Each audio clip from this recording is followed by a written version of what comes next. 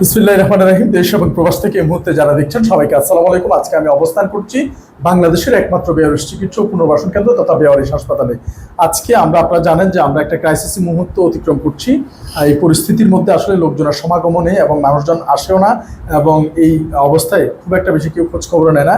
তাই এখানে যে প্রায় 60 জনের মতো বেয়ারিশ মা বাবা রয়েছে এবং 20 জন এমপ্লয় রয়েছে, সব মিলিয়ে প্রায় 80 জনের মতো মানুষ। এই তাদের যে প্রতিদিন 3 বেলা যে খাবার এবং তাদের যে চাহিদা, আসলে আমরা খুব সংকটে ছিলাম। আমাদের যে স্টোররুমটা আসলেই ফাঁকা হয়ে গিয়েছে এবং এই মুহূর্তে আমাদের খুব একটা খাদ্য সংকট চলছিল।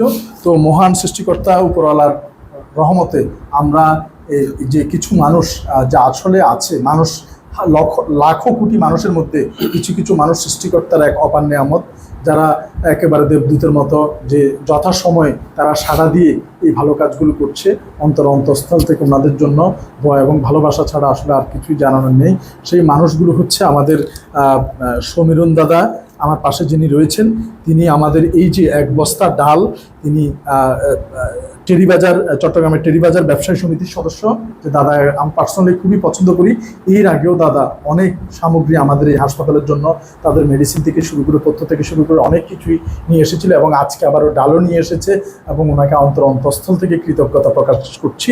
এবং পাশাপাশি আমাদের আরেকজন খুব পরিচিত এবং খুবই ভালোবাসার মানুষ, টিঙ্কু বড়ুয়া দাদা, তিনি চট্টগ্রামের টেরিবাজার ব্যবসায়ী সমিতির উপদেষ্টা। তিনি 5 বস্তা চাল, 1 2 3 4 5, ওনার পারিবারিক অসুস্থতার জনিত কারণে দেশের বাইরে থাকে। ওনার জন্য আমরা সবাই দোয়া করব যাতে সুস্থ হয়ে উনি ওনার এই স্বাভাবিক কর্মজীবনে আবারও ফিরে আসতে পারে এবং আমাদের মধ্যে আমাদের এই ভালো কাজের সারথি হয়ে আমাদের সাথে থাকতে পারে। এই মানুষগুলো আছে বিদায় এখনও এই বেয়ারিশ মা বাবারা স্বপ্ন দেখে বেঁচে থাকার।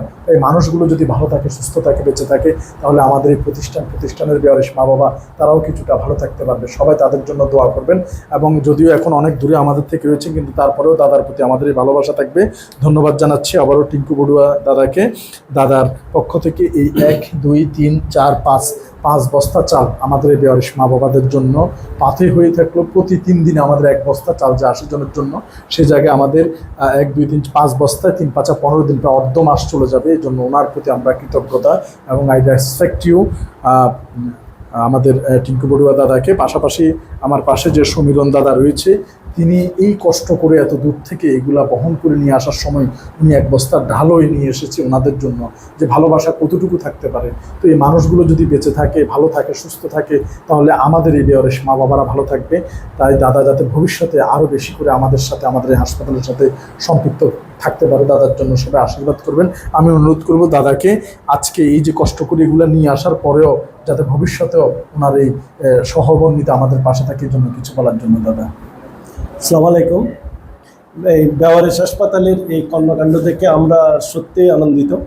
আমরা মাঝখানেও আসছিলাম, মাঝখানে এসে ওদের যে কষ্টগুলো দেখে আমাদের মনে যে একটা উদ্বেগ জন্মেছিল, সেই উদ্বেগ নিয়ে আমরা আবার ওদের কাছে সাক্ষাৎ করে এই জিনিসগুলো দিয়ে যাচ্ছি। আগামীতেও যেন আমরা ওদের কাছে সাহায্য সহযোগিতা করতে পারি, সেই কামনা রেখে আমি এখানে শেষ করলাম। ধন্যবাদ। ইনশাল্লাহ আপনি সবসময় আমাদের পাশে থাকবেন আশা রাখি। ঠিক আছে, দাদাকে অসংখ্য কৃতজ্ঞতা জানাচ্ছি।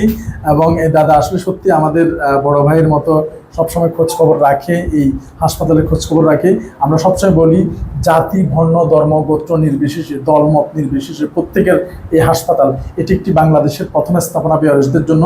এই সম্পদের পাশে আপনারা সবাই যার যার জায়গা থেকে, প্রত্যেক ধর্মের, প্রত্যেক দলের, প্রত্যেক গোত্রের, প্রত্যেক বর্ণের মানুষ কাঁধে কাঁধ মিলিয়ে আমরা এই হাসপাতালের জন্য সবাই যাতে একসাথে থাকতে পারি এবং সবাই মিলেমিশে এই যে অবহেলিত মানুষ আছে তাদের যাতে বাঁচিয়ে রাখতে পারি। ধন্যবাদ সবাইকে ভিজিট করার এবং পরামর্শ দেওয়ার অনুরোধ জানিয়ে শেষ করছি আজকে বেয়ারিশ হাসপাতাল থেকে। আসসালামু আলাইকুম ওয়া রাহমাতুল্লাহ। আগামীতে যেন আবার আসতে পারে সে দুয়ার। অবশ্যই দাদা সবসময় অতীতে যেরকম ছিল ভবিষ্যতে থাকতে পারে, দাদার জন্য সবাই দোয়া করবে। ধন্যবাদ। ওকে, আসি তাহলে।